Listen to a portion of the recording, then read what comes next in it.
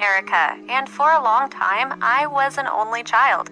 Some people hate being only children, but I loved it. I was 11 when she was born. Right away, I couldn't stand her. My parents paid so much attention to her. She cried all the time. It was so annoying. If I complained I couldn't sleep because of the noise, my mom was just like, "She's a baby. That's what babies do." Well then, babies were the worst.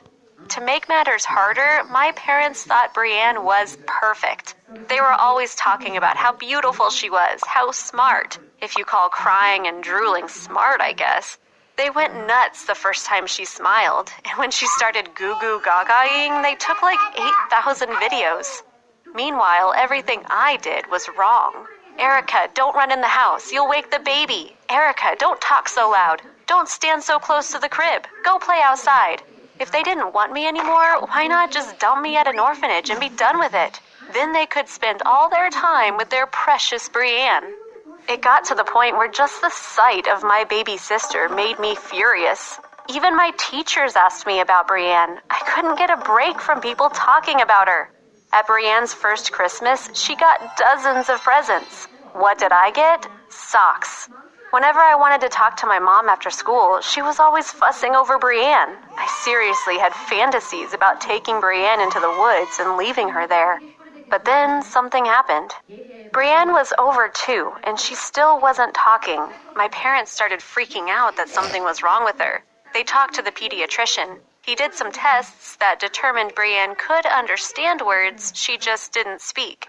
The doctor said some kids start talking late and not to worry about it. But my parents were definitely worried. And as much as I hated that now they were paying even more attention to Brianne, I loved that Brianne wasn't so perfect anymore. One day I was watching her while my parents were downstairs. She started babbling. "Shh," I told her without thinking. She looked at me with wide eyes. "Don't do that," I told her. "Don't make that noise or your head will fall off." I mimed her head popping off. At first, I wasn't sure she understood, but the next time I caught her babbling, I said the same thing, and this time she started crying. It happened a few more times, and each time I'd tell Brianne a horrible story about what would happen if she talked. I told her I had special powers that let me do it, but that she'd be in big trouble if she tried. I knew it was horrible of me, but I was just so sick of her getting all the attention. The stories got worse. I told her Mom and Dad wouldn't love her anymore if she talked. I told her they would give her back to the hospital. One day, Brianne said what sounded like "Dada," and without thinking, I slapped her. I didn't hit her that hard, but I was still shocked at myself. Then she started wailing. I went to my room, heart pounding, thinking if she were ever going to start talking, this would be the time, so she could tell on me. But she didn't. Before I knew it, Brianne was turning 3, and she still hadn't said a word.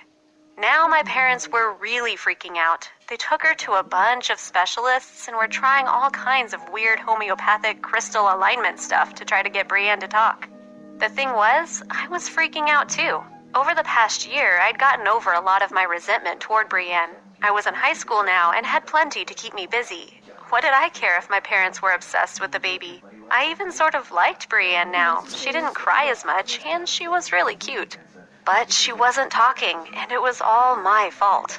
I filled her head with all those horrible stories, and I'm trying to be a better big sister to her now. I just hope she knows I love her, whether she ever talks or not. What did you so এটাই ছিল আজকের ভিডিওটা ভালো লাগলে একটা like করবেন, share করবেন আর subscribe করতে ভুলবেন না। সো বিদায় নিচ্ছি, এরপরের ভিডিও পাওয়ার জন্য দূরে থাকেন। So bye bye.